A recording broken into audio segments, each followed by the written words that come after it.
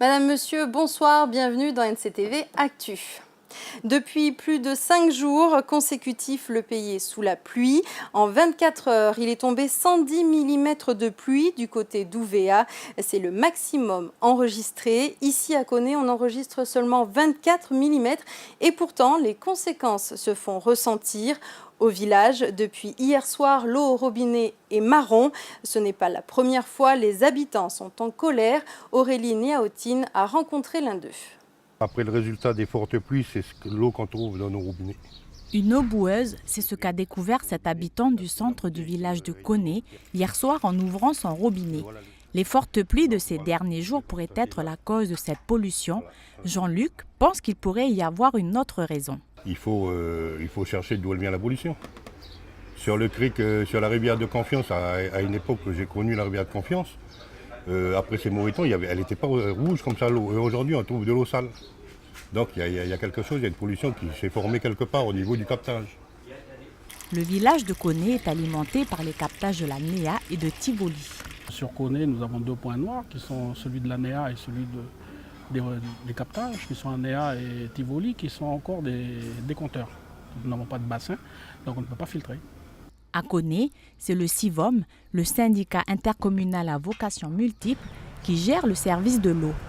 Le prix de l'eau se décompose en 2 éléments, l'abonnement à 1200 francs CFP, auquel est ajoutée la consommation au cubage, suivant un tarif évoluant de 65 à 180 francs par mètre cube. Jean-Luc ne le cache pas, il ne paye aucune facture d'eau. Je suis d'accord pour la payer l'eau, mais pas dans des conditions comme ça. Au niveau du prix, trop cher, et au niveau de la qualité de l'eau. Pour le CIVOM, le manque à gagner des factures non payées est l'une des causes de la situation actuelle. Ce monsieur, s'il pouvait faire l'effort de venir payer ses factures, ça nous permettrait déjà de pouvoir payer les systèmes de filtration et les bassins. Parce qu'actuellement, nous avons un taux de recouvrement de 42% et on peut se plaindre de la qualité de l'eau, mais nous, on peut aussi se plaindre du fait qu'on n'a pas assez d'argent pour pouvoir investir. Ce matin, Jean-Luc est allé dans les locaux du CIVOM demander des explications. Il ne semble pas être le seul. Moi, c'est pas méchant, mais j'ai fait voir l'eau que j'avais à mon robinet hier au soir. Ouais. Et puis, qu'est-ce qu'ils ont dit? Ah ben, c'est ceux qui disent, pour moi, laisse-moi la bouteille, je vais m'en occuper. Jean-Luc ressort bredouille du bureau. Personne n'a pu le recevoir. Le CIVOM affirme que la situation devrait revenir à la normale d'ici demain. La réalisation de bassins sur les captages de la NEA et de Tivoli est envisagée cette année, permettant ainsi une décantation et un stockage plus important de l'eau. Et les pluies ne sont pas encore terminées. Jusqu'à demain 6 heures, la Grande-Terre, Lifou et Marais sont placés en vigilance jaune forte pluie. Des averses localement orageuses peuvent se produire. Les précipitations intenses sur des courtes durées sont impressionnantes, comme vous avez pu le constater, mais rien d'anormal. Nous sommes dans une saison chaude, classique, d'après Météo France. Le phénomène pluvieux devrait s'atténuer dans les prochains jours. Et ceux qui ont attendu les éclaircies du jour, ce sont les agriculteurs. À Pointe-Boute, chez Benoît Sauré, on termine de ramasser la production de carottes de 2016. Et à cause de la pluie de ces derniers jours, ce producteur a perdu 10% de sa récolte. Reportage Vanessa Kédé. Ça, c'est l'excès d'eau, ça. Voilà. Et c'est dommage, hein, parce que toi, tu fais ça, et la carotte, elle est saine, quoi. Mais ça, c'est comme si elle était très longue. Elle a trempé dans l'eau au fond, quoi. Suite aux fortes pluies de ces derniers jours, Benoît verra une partie de sa récolte dans les poubelles. Au lieu de récolter 22 tonnes, il en récoltera 20 tonnes, soit 2 tonnes en moins. Afin de faciliter la tâche de ses employés, Benoît leur propose de passer le tracteur car il y a trop de terre sur les carottes. Tu sais ce qu'on peut faire? On peut essayer de lever jusqu'à ce que ça colle trop, après je fais marche arrière. Je fais. Hein? Après-midi. Donc ça, vous avez gagné du temps, parce que là, c'est long, c'est trop long. Toi. Pour la première fois, Benoît ne récoltera pas la totalité de ses champs de carottes, mais la plupart ne sont pas trop mal. Voilà, tu vois, ça c'est joli, ça. Hein? Ça veut pas dire que c'est pas joli, ça. Ça, c'est sûr.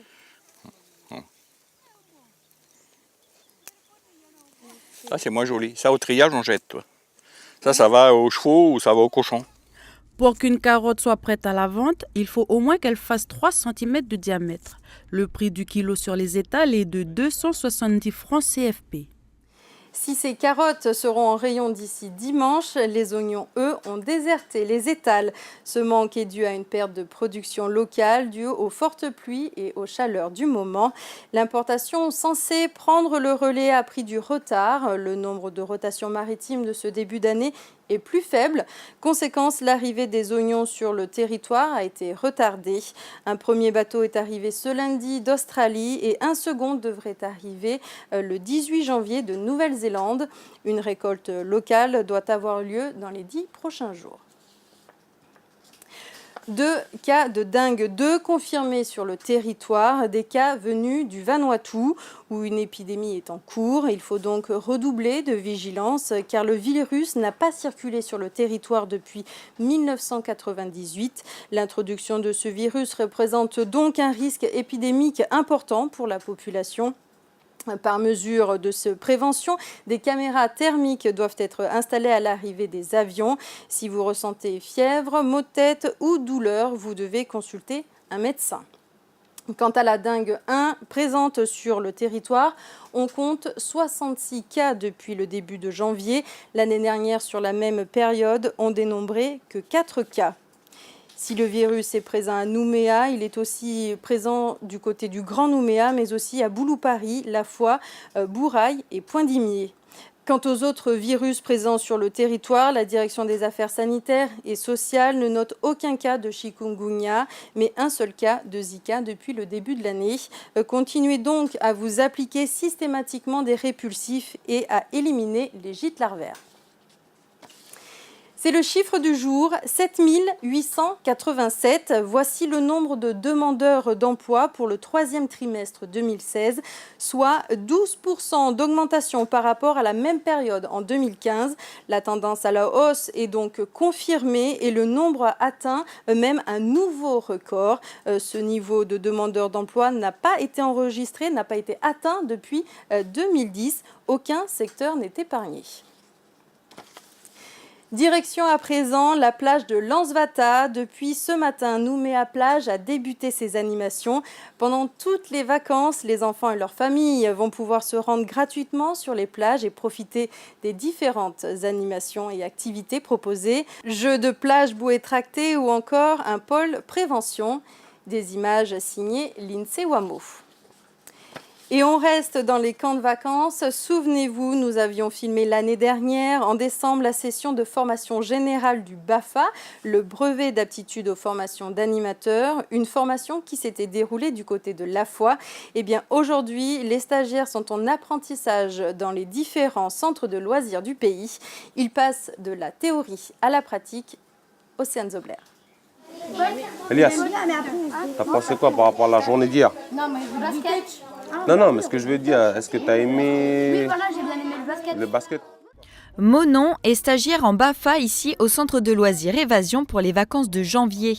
Après avoir participé à une formation générale sur la commune de La Foix en décembre dernier, c'est ici qu'il a décidé de faire son stage pratique.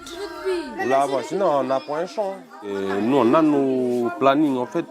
Il faut voir aussi s'il n'y a pas des sports qu'ils veulent proposer eux-mêmes. Nous, on propose, mais voilà, des fois, ils ne veulent pas trop faire. C'est vrai que moi, je préfère leur proposer ce qu'ils veulent faire.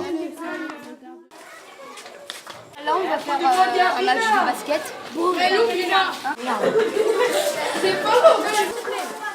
Non, après, avec le BAFA, ils t'apprennent à parler devant tout le monde, à t'exprimer correctement.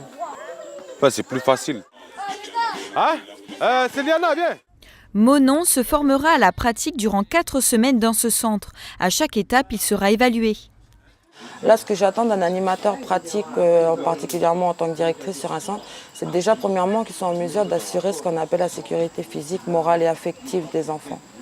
Ensuite, un animateur, il doit quand même être en mesure de pouvoir animer. C'est ce qu'on entend dans le mot animation et tout. Il va être là pour animer, donner la vie, apporter la joie et ce bien-être pour permettre un meilleur épanouissement des enfants qu'on va accueillir dans les centres.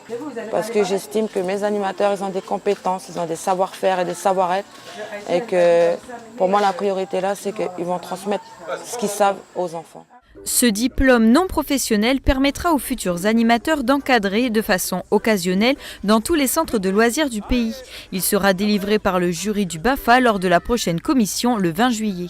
Voilà, c'est la fin de cette édition. Merci de nous avoir suivis. Je vous donne rendez-vous demain pour un nouveau NCTV Actu.